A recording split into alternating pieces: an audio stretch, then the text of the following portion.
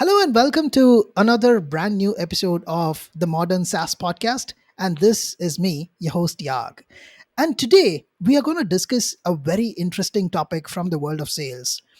We often talk about challenger sales, we talk about different ways of sales, but when not to challenge a prospect is something that we wanted to really dig deep in.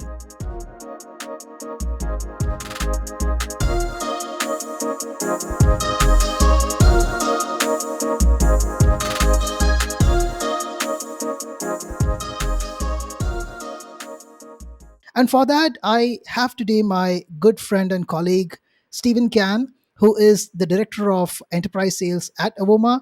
Stephen, welcome to the show. I think it's been about 4 months since you've been here. So, how are things going? Going extremely well. Obviously, we're learning a lot and kind of breaking down doors and figuring out what we need to figure out. But it feels like it's only been a week, but at the same time, it feels like it's been a year. I guess that's the world of startup sales. I can totally relate to that. Yeah. So it's been really, really good. Excited to be here and absolutely love the company and excited to see where we continue to go. Absolutely. I was really excited when we were discussing this the other day offline in one of our calls, and I thought this should definitely become an episode.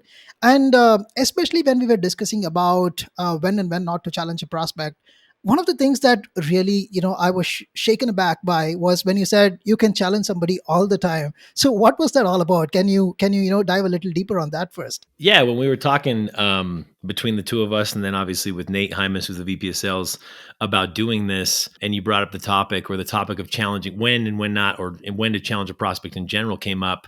The first thing that popped into my head was all the time, and I know that's kind of a cop out to a certain extent, but I think as a salesperson, you should constantly be having the mindset of challenging the prospect, meaning, anytime something comes up, you should be challenging as to why they're asking that question, right? I think salespeople should be naturally curious. And when you're at any stage in the evaluation process, or when someone is evaluating software or having conversations in the sales process, you need to be willing and capable and ready to challenge them on why they're asking what they're asking, what it is that they're actually looking for, understanding the problems they're trying to solve. So I think challenging in general at every stage in the process is something that salespeople should be focused on.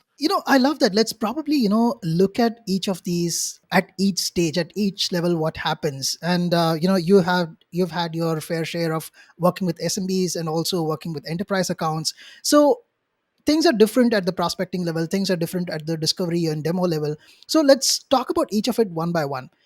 For example, let's start with prospecting. At that stage you're probably just establishing that connection. One of the things that I've always wondered about sales is that unlike marketing, you don't get a long nurture time. The amount of time that you get with the prospect is very little, but the impact is way too outsized for that. So how do you challenge at that point when you're just about to build rapport and see if there is an opportunity there in the prospecting stage? Yeah, I think it starts with understanding the industry that you're calling into, and the industry that you're a part of as far as what you're selling. You've got to Sales has become so complex right now, where buyers have done, not even buyers, but just consumers in general have done so much research, and know so much, and there's so much information available that if you don't bring value, if you don't have something to offer them, if you can't come off as a trusted advisor or as more of a consultant than a salesperson, you're not going to get 2 seconds with a person. So what I mean by challenging someone during prospecting is ultimately, you're not challenging just for the sake of challenging. You don't want to be combative, right? But you want to understand and challenge to really understand what it is that the prospect is trying to accomplish. So I think that begins with, from a prospecting perspective, when we're doing outbound prospecting, you're desperate to take meetings, right? You're desperate to get anyone on the phone. A lot of SDRs and salespeople will really, really, they're not going to turn down meetings necessarily. I'm of the school of thought that we should be turning down meetings, right? Not every person that picks up the phone, the goal isn't to get a meeting. The goal is to understand what it is that they're trying to accomplish. And during the call, to build rapport, and you've got to do this quickly because a lot of times you'll have 30, 40 seconds on a cold call.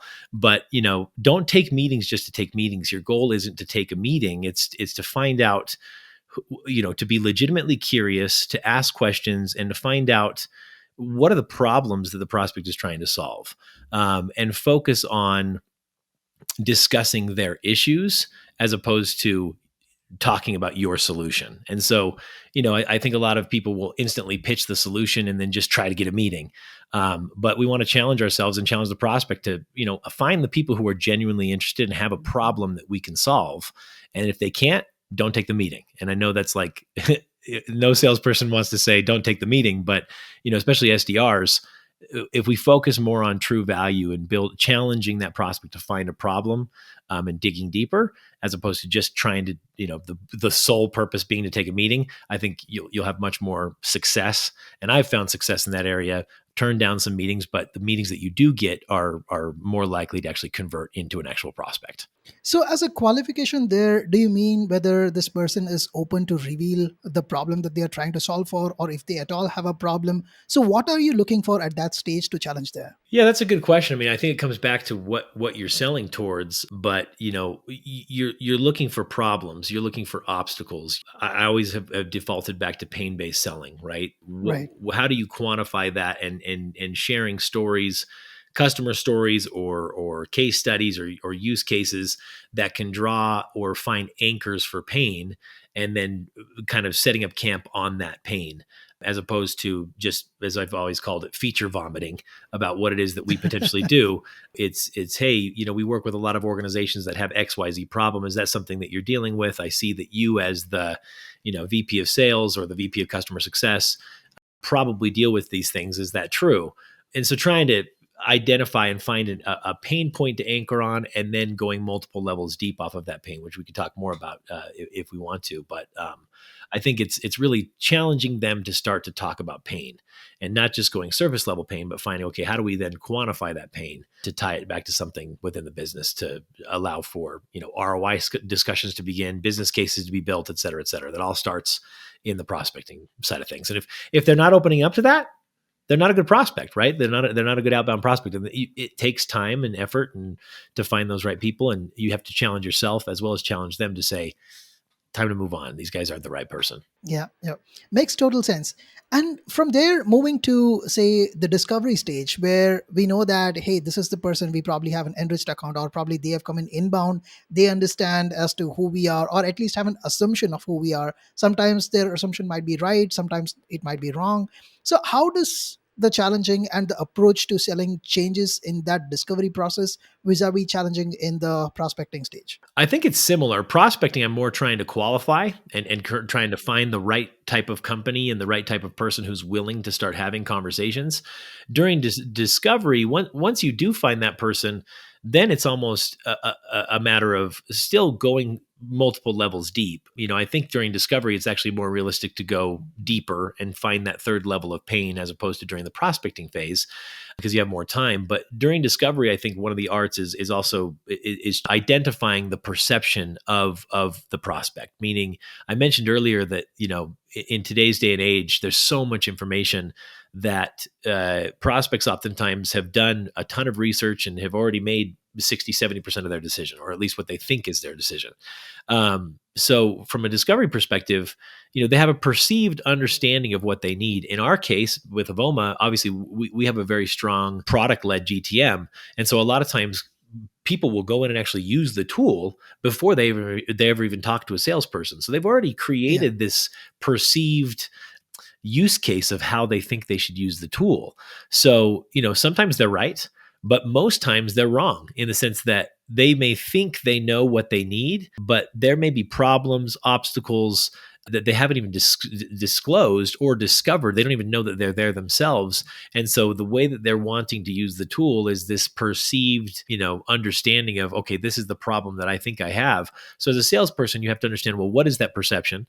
And then challenge them to say, okay, well, maybe there's a better way to do this, right? Maybe there's something that you're not understanding. And that's where being educated and being really, really informed in the industry that you're selling towards is so important, because people can tell. when you're not informed or when you don't understand the industry or the product that you're selling. And so it's a matter of, helping them understand, okay, well, how do we fill those gaps, right? What are identifying what those gaps are and how our solution can kind of fill that. So first part is identifying what that perceived problem is, uncovering what the real problem may be. And then there's also what I call kind of leading the witness. And what I mean by that is, as much as you want to discover the problems, those problems don't always align necessarily with what you're selling. So you almost create a narrative to a certain extent of, this is the problems that we see existing in the industry today. You may not even know they exist, right? But you're creating problems that your solution specifically, or not creating, you're surfacing problems that your solution can solve. Does that make sense? Right. And so Yeah, I absolutely. say leading the witness. It's not really leading the witness, but it's sending them down funnels of, oh, we do have a problem with that. Oh, well, it just so happens that our solution solves for that, right?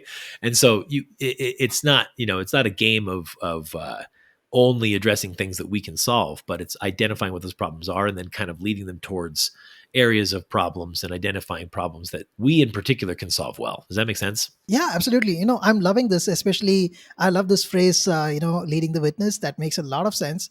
And one of the things out of what you said also was pretty interesting for me is like you said, this is a stage you try to go a level deeper and try to uncover their problems at a specific level.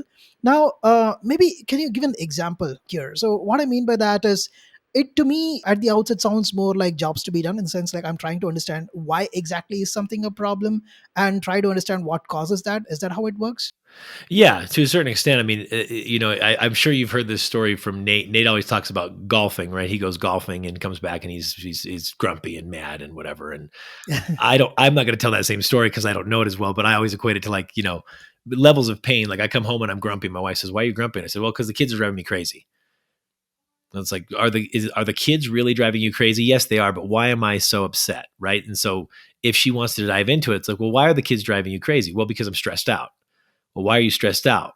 Well, because I've got this project that's due at work and it's really stressing me out and I have this quota to hit and this, that, and that's all, right? The real pain is that I'm stressed because of work, right? Surface Yeah, level pain is the kids are making me angry, right?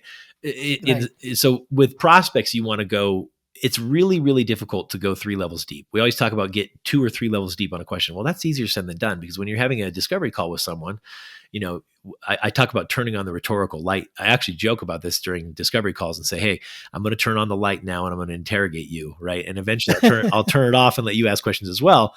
But it's almost like you're the good cop, bad cop doing an interrogation on these people, which is why you got to build rapport and joke with them and whatnot. But my point is, you're going to ask questions, they're going to give you answers where they'll say, "Well, my salespeople spend too much time doing X, Y, Z." Oh, great. First instinct for a salesperson is to write that down. Well, they gave me pain. Well, they didn't give you pain. They gave you surface level pain. Okay. Well, that's great. Tell me more about that. What specifically are they spending time? Like, why does that impact? Why does that matter? Well, because they have less time to sell. Okay, great. Well, if they have less time to sell, what does that ultimately mean? We have less time to hit our revenue numbers. Great. What are your revenue numbers? Done. Perfect. Okay. Now you've quantified that pain. That's a bad example. It's a surface level example, but you're always wanting to, don't take what they're saying at face value. And so that's part of challenging the prospect as well. Is it's not that you're not believing them. It's they give you a piece of information. Great. Why does that matter? And I'll even ask that. Okay, fantastic. Why does that matter? And sometimes they'll be taken aback and be like, "Well, it matters because it matters." Yeah, but help me understand, why does that matter? Well, because if we don't do this, we can't be as competitive. Great. If you can't be as competitive, what does that mean? We don't get as many customers, right?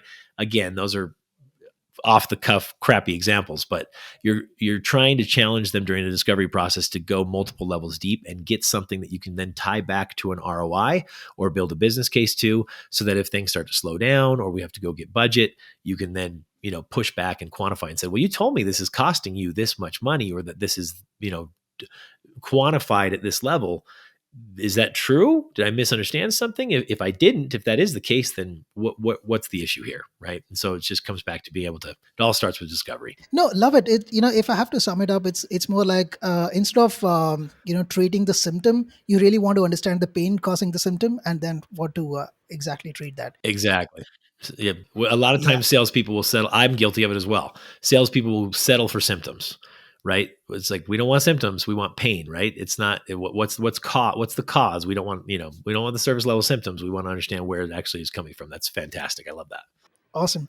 And I wanted to ask you about a very specific situation. There might be times where, in many ways, you in the sales parlance you call it playing fetch. But I want to specifically ask, when somebody says that, "Hey, I have a very specific ask that I want you to do before me committing into a deal." It could be like, "Hey, can you extend my trial for another 14 days?" Or maybe, "This is the feature; it's a must-have. Only if I have this, I'm gonna go ahead and sign up for a short period. Maybe that too, I'll sign up only for about 6 months or something like that."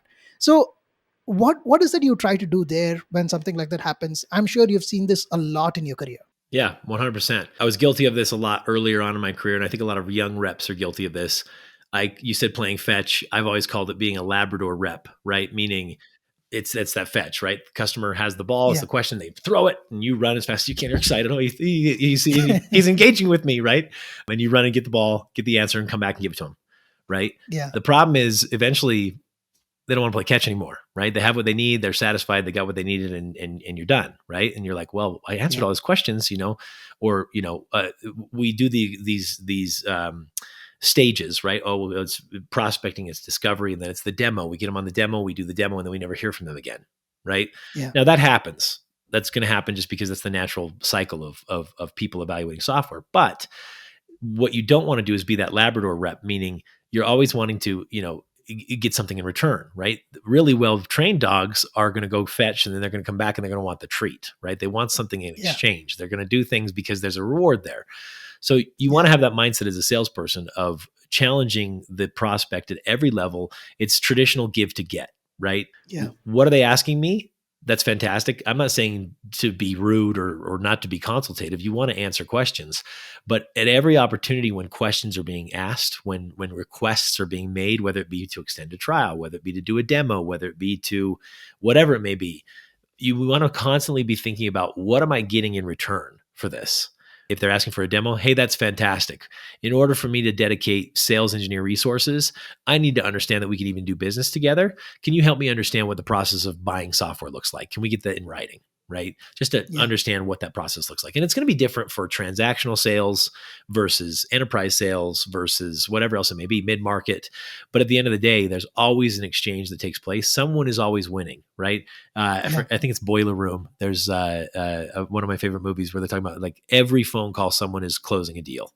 Someone is winning. The prospect's either winning or you're winning, right? That's a little intense, and obviously that's a movie that, but I don't think it's that extreme in software sales, but someone's getting closed. You're either getting closed and they're getting what they want, or or they're getting closed and you're getting what you want. And I think there has to be that relationship or that expectation of, I don't do things for free. And it doesn't mean you have to actually pay me, but hey, if you want something from me, okay, great. Let me send you my MSA. Can we get this in front of your legal team to just make sure that we can do business together?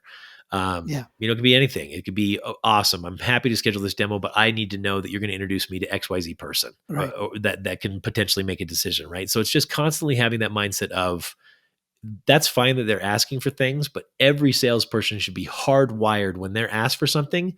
What am I getting in return?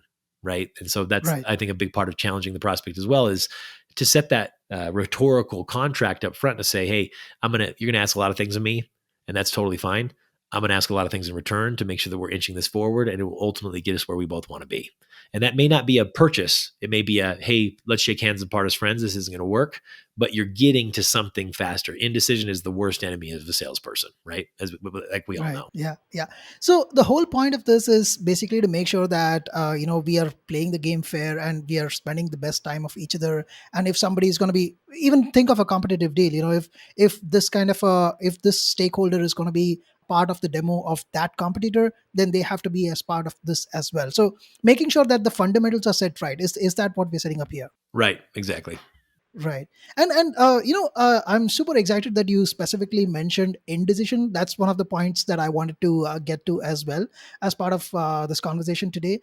Now, there might be, I don't know, do you have a sixth sense, or do you kind of understand that, hey, this conversation is not going any forward, or probably this guy or this person is not the key decision maker, so what do I do to bring the right person on the table?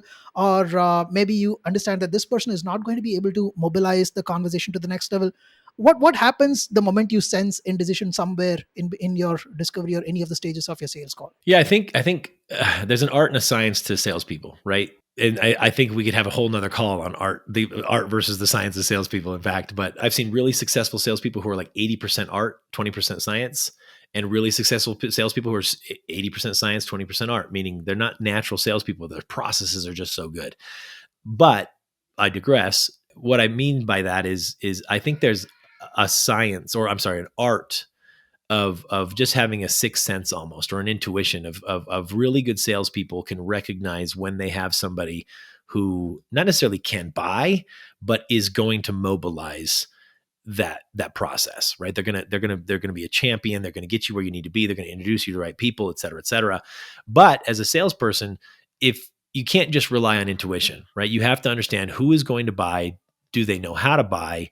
Do they understand the process of buying? Are they the right person to buy, or can they introduce you to the right person? So part of challenging in this stage is when you do sense that lack of indecision or that lack of initiative, you have to test them, right? To see if they're a mobilizer. And I think part of that is, you can't just bypass people. You can't say, "Hey, listen, I'm sensing that you're not very important in this company, so I'm going to go ahead and send emails to other people and try and bypass you because you're not going to get me where I need to be." Right? There's nothing that's going to get the door slammed in your face, a rhetorical door slammed in your face faster than that, right? And some salespeople do that, and it works sometimes, but most of the time it just burns bridges and breaks relationships. So I think it's testing them, asking them for certain things. A lot of it's introductions. Hey, this is fantastic. I love the conversations that we've had, the information that you've provided. You mentioned that your VP of sales needs to ultimately be involved with this in order for us to get, approval on this, or to move it to the next stage. Can you go ahead and get me a meeting with them? And I'll put together a business case to present, right? You have to add value. You can't just be like, "Can I have a meeting, please?" Right? You want to add value to that, but you test them. Are they going to get you the right place? If they're not, if you go 2-3 weeks and every week "Oh, I'm sorry, I didn't have a chance to talk to my VP." And then next week, "Oh, I meant to, but he's traveling." Sometimes that happens, but in the most cases, when you sense that indecision, this isn't your gal or this isn't your guy. And so it's being willing to, so many reps I've seen over my career that will spend 6 months in a cycle with a director of sales or a director of customer success or a director of HR, whatever it may be. And then they'll come back and they'll be like, "Oh, we lost the deal." And you'll be like, "Well, what do you mean you lost the deal?" "Well, their CRO was friends with XYZ and they were evaluating on the side. And we had no idea that was even happening. So they bought, whatever the tool may be." And you're like, you didn't even know that was No, I didn't even ever talk to the CRO. "Well, that's because you were wasting your time with somebody who wasn't a mobilizer or a champion or whatever." So I'm using a lot of references from Challenger Sale, obviously. No, I absolutely love this. And when we discuss all these different aspects, there is probably one last, or probably the most important question that I have in my mind is, what gives somebody the authority to challenge? At what point, you can say that, hey, I can challenge this. Sometimes it can be too early, sometimes it can be too late. Or sometimes it can feel that you've not earned the option to challenge somebody. So how does that work? What gives you, or at what point do you decide that now is the right time to do that? I think I think I mentioned this at the beginning of the call, but I think it comes back to, you have to have a deep understanding of the industry that you're selling into, the Yeah. problems that you're trying to solve, as well as the person that you're talking to, right? And that goes for prospecting, discovery, whatever stage in the sales process you may be.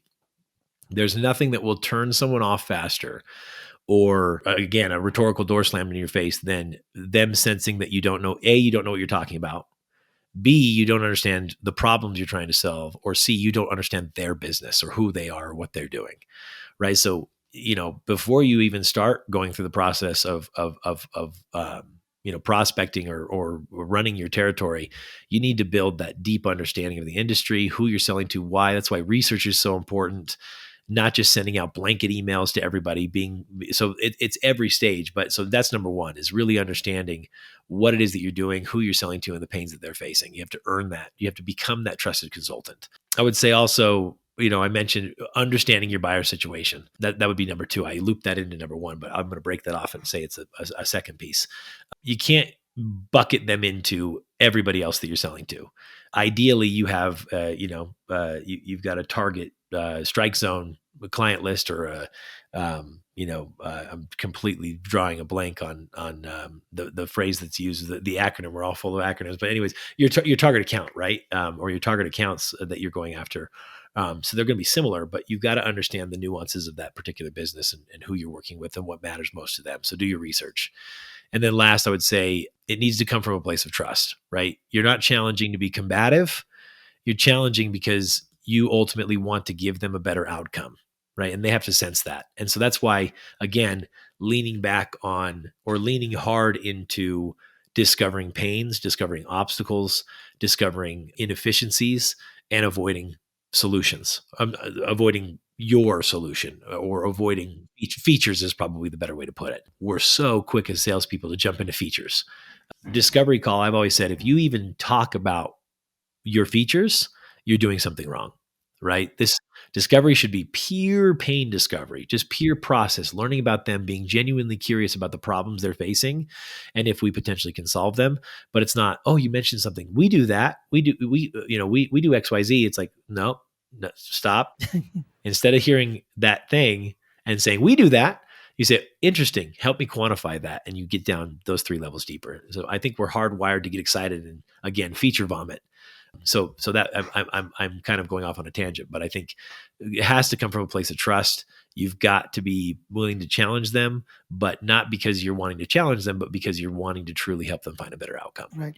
I especially love it when there is the innate natural salesperson that comes out and says that, hey, you're doing a feature vomit. That's awesome because for somebody who's looking at it for the first time, it might look like a rant, but that's the real passion that I often see in people. That's amazing. So we covered a lot of things in this conversation, but if I have to sum up the key learnings from this, I would say yes, you can challenge at any given point of time, but you need to earn that ability or earn that respect to challenge, because either you're an authority in the industry, you understand it properly, and you are able to guide them through a particular process.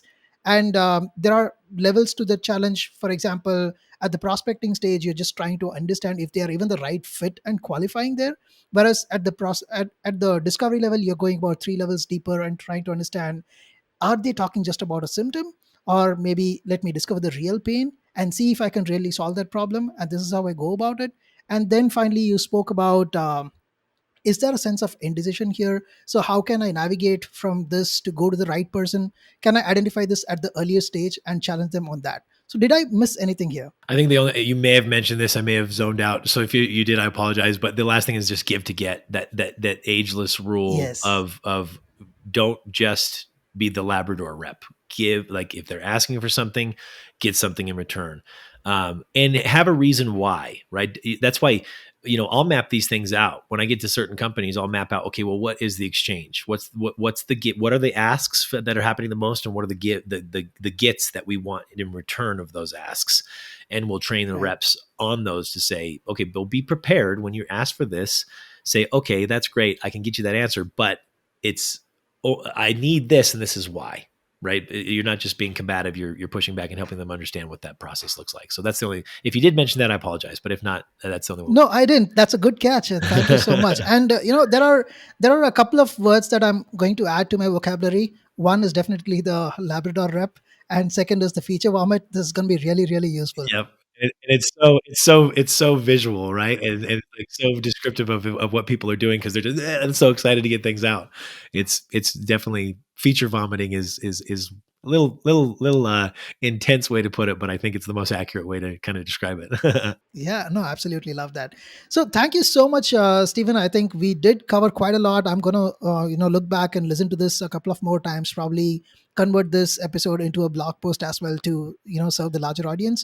But really, really, thank you so much. And do you have any final words of wisdom that you want to share today? Sales is a roller coaster, so you got to make sure that you're applying the art and the science of it and trying to understand, you can lose a deal at every intersection of the interaction with a customer. You can win a deal at every intersection of the interaction with a customer as well. So, just keep doing your thing and be meticulous. And I think ultimately, if you're doing the right things, you'll be successful.